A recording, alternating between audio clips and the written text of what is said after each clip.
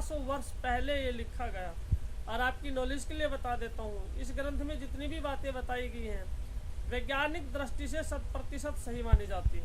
यानी कि भरत मुनि जी ने सर्वप्रथम बताया था कि हमारे हृदय स्थान पर 22 नाड़ियाँ हैं और वो 22 की 22 नाड़ियाँ तिरछी हैं। वायु के आघात से इन 22 नाड़ियों में अलग अलग ध्वनि उत्पन्न होती है और इन्हीं अलग अलग ध्वनियों से स्वर निकलते हैं। इन्हीं अलग अलग ध्वनियों से श्रुतियाँ बनी है और उनकी संख्या 22 है, जो आज की वैज्ञानिक साइंस भी इसे 100% सही मानती है। आइए भरत मुनि जी द्वारा नाट्य शास्त्र ग्रंथ में क्या क्या उल्लेख किया गया है उस विषय में हम चर्चा करेंगे। नाट्य शास्त्र ग्रंथ, यह पुस्तक एक पुस्तक ना होकर के, एक ग्रंथ ना होकर के महान ग्रंथ है, जो भरत मुनि के द्वारा 3री शताब्दी में लिखा गया है। संगीत के इतिहास में यह पहला ऐसा ग्रंथ माना जाता है जिसमें संगीत के बारे में बहुत महत्वपूर्ण जानकारियों पर प्रकाश डाला गया है। इस ग्रंथ के अंतिम 6 अध्याय में संगीत की महत्वपूर्ण जानकारियों से भरे हुए हैं। इस पुस्तक में वर्णित अधिकांश बातें आज भी 100% सही हैं। 28वें अध्याय में जाति, वाद्यों के प्रकार, श्रुति, स्वर, ग्राम, मूर्छना, जाति, न्यास, उपन्यास, अलप्तव, बहुतव, षाडवतव और ओडतव आदि पर प्रकाश डाला गया है। देखिए, आरंभ होता है 28वें अध्याय से। इसका जो पहला अध्याय है संगीत की दृष्टि से जब हम लिखेंगे तो इसका 28वां अध्याय है।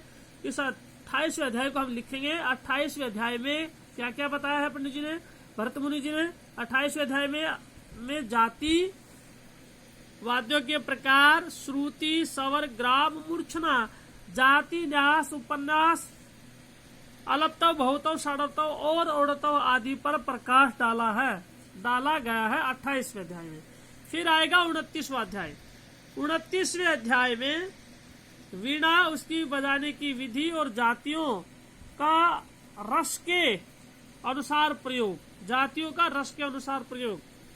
30वें अध्याय में सुशील वाद्य, जो हवा से बजते हैं, वाद्यों का विवरण।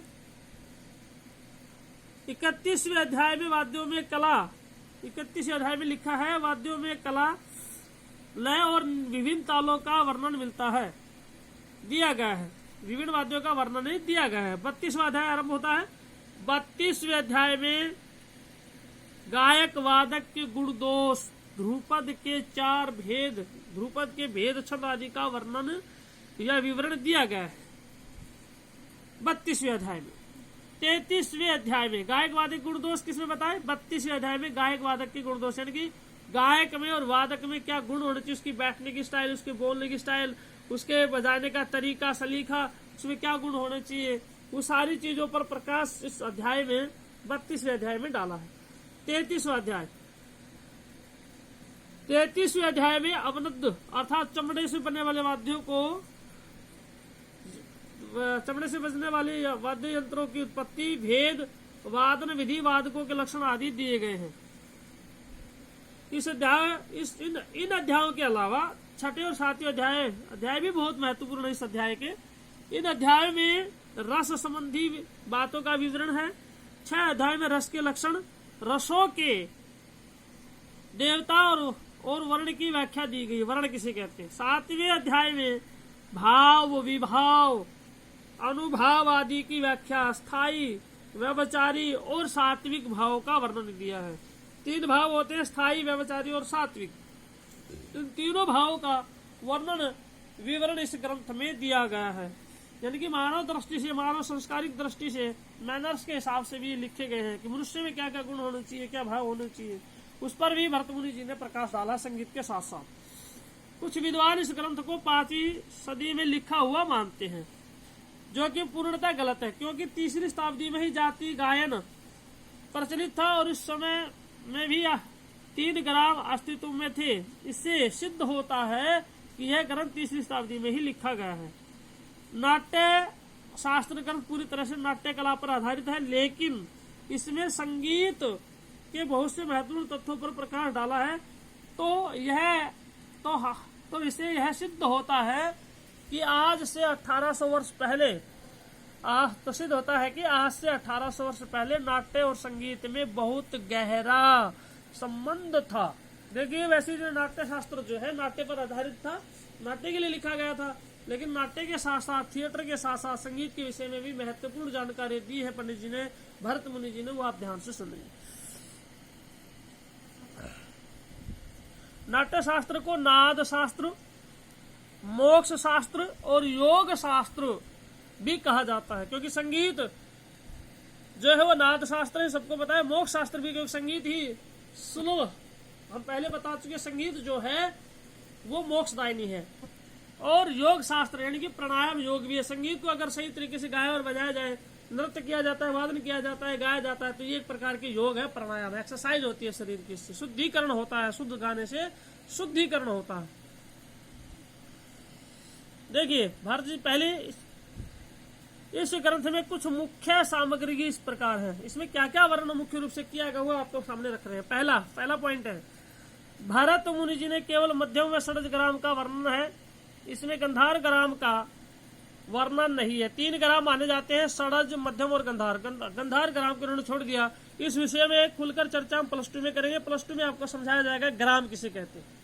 दूसरा, षड्ज ग्राम की 7 और मध्यम ग्राम की 11, इस प्रकार भरत जी ने कुल 18 जातियों का वर्णन किया है। जाति के विषय में आपको बता देता हूँ। जाति का मतलब होता है राग, जाति का पर्यायवाची है राग। ये भी +2 में आपकी डेफिनेशन आएगी, उसमें आपको क्लियर किया जाएगा। राग का मतलब है, राग का पर्यायवाची है जाति। आज हम राग कहते हैं, प्राचीन समय में इसे जाति कहते थे। भरत जी ने स्वरों को 2 भागों में बांटा है, शुद्ध स्वर और विकृत स्वर। षड्ज और मध्यम ग्राम की दोनों की शुद्ध और विकृत जातियां मिलती हैं। इन जातियों के 10 लक्षणों का वर्णन किया गया है। जाति यानी कि राग के 10 लक्षण होते हैं, ग्रह, अंश, न्यास, जाति, उपन्यास, अलप्तव, बहुतव, षाढ़वतव, ओढ़वतव, रागांग, भाषांग आदि का वर्णन मिलता है। इस ग्रंथ में केवल काकली निषाद यानी कि कोमल निषाद और अंतर गंधार का वर्णन मिलता है। यानी कि इस समय में 2 ही स्वर कोमल थे, निषाद और गंधार। वादी और संवादी स्वरों का अनुपात, वादी और संवादी स्वरों में क्या अनुपात होना चाहिए? 9 और 13 श्रुतियों मानी गई है, यानी कि 9वीं श्रुति पर वादी है तो 13वीं श्रुति पर संवादी होगा। ये अनुपात इन्होंने बनाया है। फिर एक फार्मूला आता है इस ग्रंथ में, सामापा की 4-4, रेधा की 2-3-3 और गानी की 2-2 श्रुतियां मानी गई हैं। अर्थात इस ग्रंथ में सामापा ये 3 स्वर है, सा, रा, पा, इनमें 4-4 श्रुतियां हैं, रेधा में 3-3 श्रुतियां हैं, गानी में 2-2 श्रुतियां मानी गई हैं। उपसंहार, संगीत के इतिहास में यह ग्रंथ बहुत महत्वपूर्ण ग्रंथ है और इस सबसे पहला ग्रंथ माना जाता है लिखित दृष्टि से, उपलब्ध दृष्टि से, शास्त्र दृष्टि से पहला ग्रंथ माना जाता है। इस ग्रंथ के बाद जितने भी पुस्तकें ग्रंथ लिखे गए, संगीत के बारे में लिखे गए, वो सभी इस ग्रंथ को आधार मानते हैं। अतः हम भी भरत मुनि जी का कोटि कोटि धन्यवाद करते हैं। यानी कि जितने भी ग्रंथ संगीत के लिखे गए उपलब्ध ग्रंथ हैं, उन सभी ग्रंथों ने, महापुरुषों ने, संगीतकारों ने भरत मुनि जी के नाट्य शास्त्र को अपना आधार ग्रंथ माना है।